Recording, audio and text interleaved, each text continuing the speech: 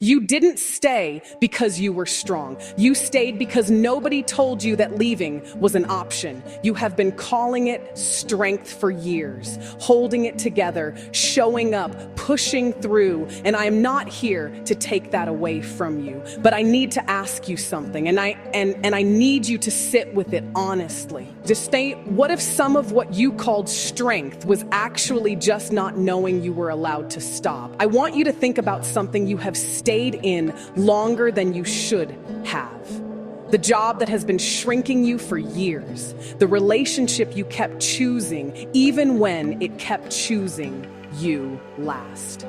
The version of yourself you perform for everyone else. The capable one, the fine one, the one who does not need much, the one you have been wearing so long you forgot it was a costume. Now I want you to think about why you stayed.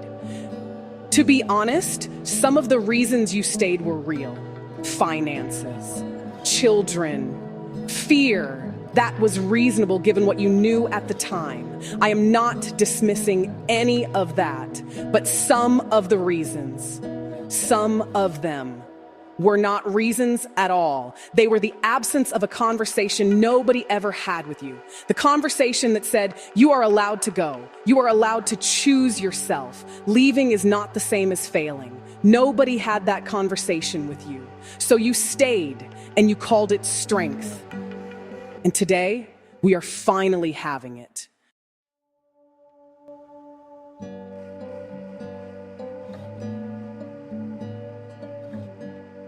We stay in jobs that have stopped growing us because stability was the highest value we were taught to protect, not fulfillment, not alignment, not joy. Stability. And so we sit at desks that feel like slow disappearances, and we tell ourselves, at least it is consistent.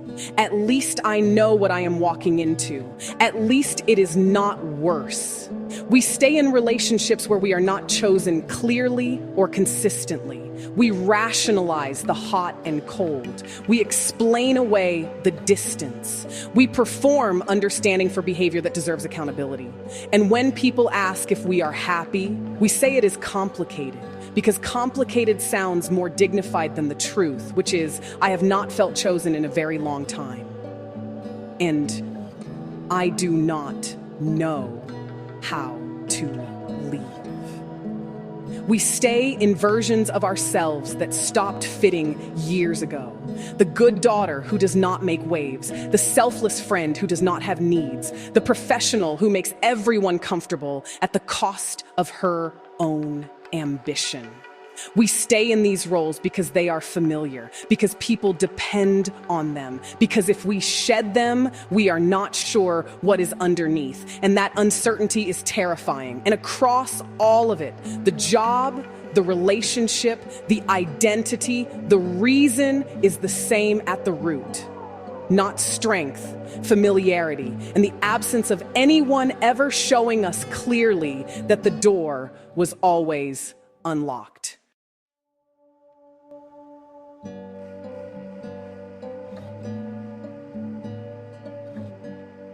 Watch what happens in the communities that raised most of us when someone leaves. She left her husband. Did you hear? She walked away from a good job. Can you imagine? She just up and changed her whole life.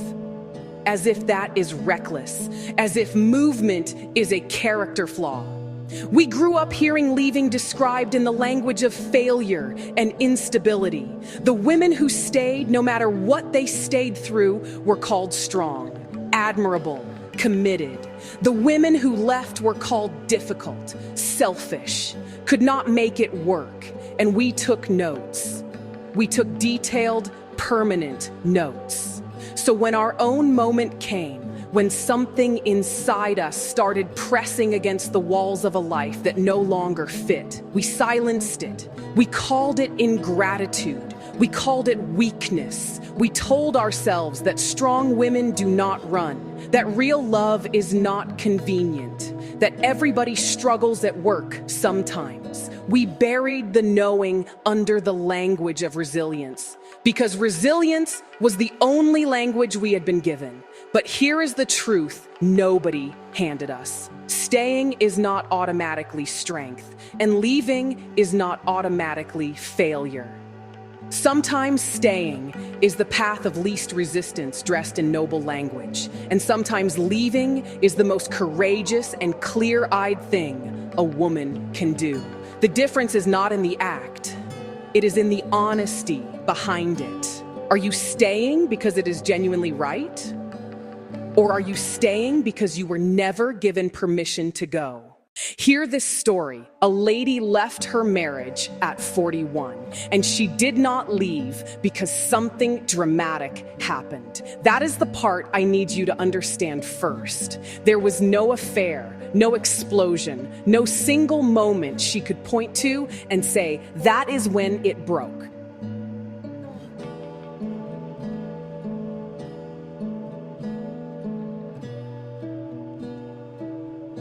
It broke the way a back breaks from years of carrying something too heavy. Not one incident, just accumulated weight with no relief. She stayed 12 years in a marriage where she had learned to make herself small enough not to trigger his moods.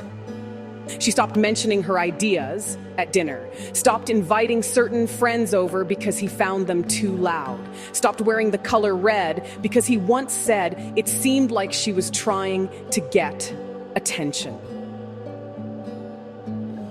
She did not notice these adjustments happening one by one. She only noticed when she was 40 and her niece, who was 19, asked her what her favorite color was. She could not answer immediately. She had to think about it. Her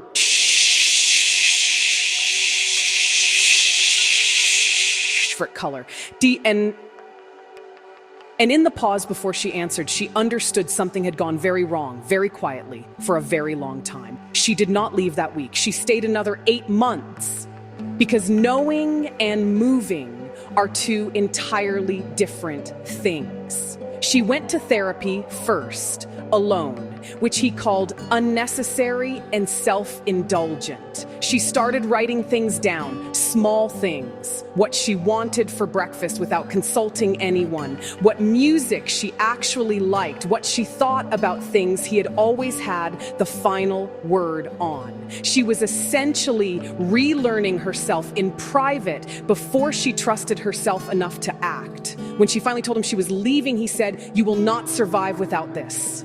She said, "I have not been surviving inside it either." The first year was genuinely hard, not because she missed him, because rebuilding a self you slowly gave away does not happen in a montage. There were weeks she questioned everything. There were nights she was angry, not sad, angry at the years, at herself, at the silence she had kept so expertly. But here's the specific thing she told me that I have never forgotten. She said, 6 months after I left, I was driving alone with the windows down, and a song came on that I love, and I sang it at full volume, and I realized I had not done that in years. Not because he had forbidden it, because I had quietly decided my joy was too much to take up space with. And I was sitting there singing, and I thought, this is what I traded, this exact feeling, for 12 years. She did not get those years back, but she stopped adding to the cost that day, and she has not stopped singing since. What leaving has actually looked like. Let me tell you what happened to women who left. The ones who left the jobs that were suffocating them did not fall apart. Some of them took pay cuts at first. Some of them had hard months, but most of them, on the other side of the fear, found work that reminded them why they had ambitions in the first place. They found rooms where their presence was an asset instead of a complication. They found that the stability they were so afraid to lose was replaced by something the old job never offered: the ability to breathe. The women who left the relationships did not end up alone and regretful the way the fear promised. Some of them were alone for a season and found, sometimes for the first time, what it felt like to live without managing someone else's moods or needs or inconsistency. Some of them found love later, real love. The chosen, clearly, shown up for, no explanation needed kind. All of them said some version of the same thing. I only wish I had left sooner. The women who left old versions of themselves, who shed the performance and the role and the costume, did not lose the people who mattered. They lost the people who only needed the performance, and they found out who was left when the show stopped. That is a painful discovery, and also the most important one. Leaving did not destroy them. In most cases, staying was what had been doing the destroying, quietly, for years. I want to say this to you directly, and I want you to actually receive it. Leaving is not giving up, but sometimes it is the first decision you have ever made entirely for yourself. Sometimes it is the thing that everything else in your life has been quietly waiting for you to do. Sometimes it is not the end of the story. It is the first honest sentence of it. You are not obligated to stay in something that is costing you yourself, not for appearances, not for history, not for the comfort of people who are not living inside what you are living inside. And if nobody has ever said this to you clearly, let me be the one. You are allowed to go. You were always allowed to go. Subscribe to Shine My Crown. Every day we have this conversation, the honest one, the one that costs something to say and something to hear and everything to ignore. Subscribe.